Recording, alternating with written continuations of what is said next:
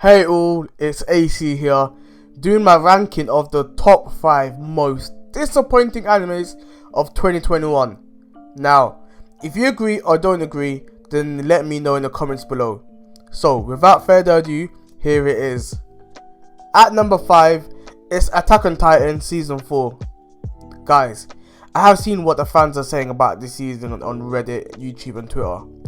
You have the issue with the animation, and thank God for Mappa doing it this year, as so far it has been fire. But the season previous have suffered from poor pacing issues, poor use of CGI, and unfortunately it all contributed to the season being ranked as boring.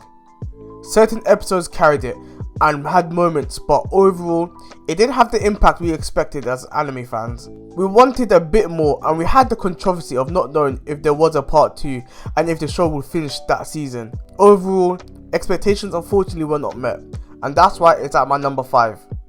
At number 4, it's Boruto. Now, I am biased here by reading the manga, and it has been fire, and even though there were some dope moments in the anime, it is still trash. I ain't watching the fillers, and personally, I would not waste my time with this. Do not tell me you enjoy Boruto because of Naruto. I am not watching kids do slice of life on this show. Therefore, it is without a doubt a very disappointing anime which only has hype moments when the manga gets adapted, which is 20% of the time. But 80% was trash, and the cast are not interesting, and they are not worthy of me to be invested in, and is why it's at my number 4. Number 3, we have Records of Ragnarok. Universally hyped with Netflix producing this. First of all, I have to say, animation was clean. However, a 12 episode season, why have a fight that spans for 5 episodes? A whole half season, and the narration is way too much.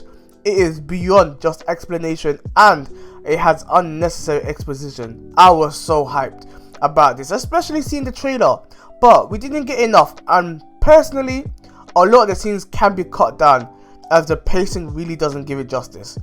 I had to stop after episode 4 and went on a little break, because as a fan, knowing it will end in like 6 episodes time, and this took like 5 or 6 episodes to conclude a single fight, was disappointing as a fan, and that's why it's at my number 3 for me. Number 2 is My Hero Academia. I am a big fan of My Hero, and I am not happy how this deviated from the manga in terms of the plot points. My Villain Academia should have had a whole season to itself, with Toga, Shigaraki and Twice, and this would have been so much better than what we've gotten. But the conclusion of this being way too short did not live to the anticipation we had, especially the promos surrounding that season. You do not get a sense of the true terror that awaits the heroes in the next season. I did not enjoy this season, and I know so many fans didn't, as it was essentially boring.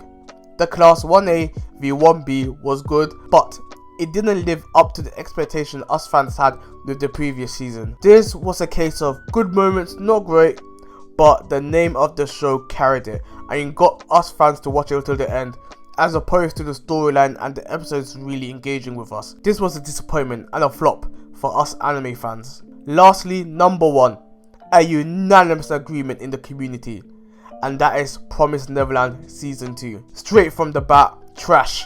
Trash, trash, trash, trash. Season 1 and the manga is a masterpiece.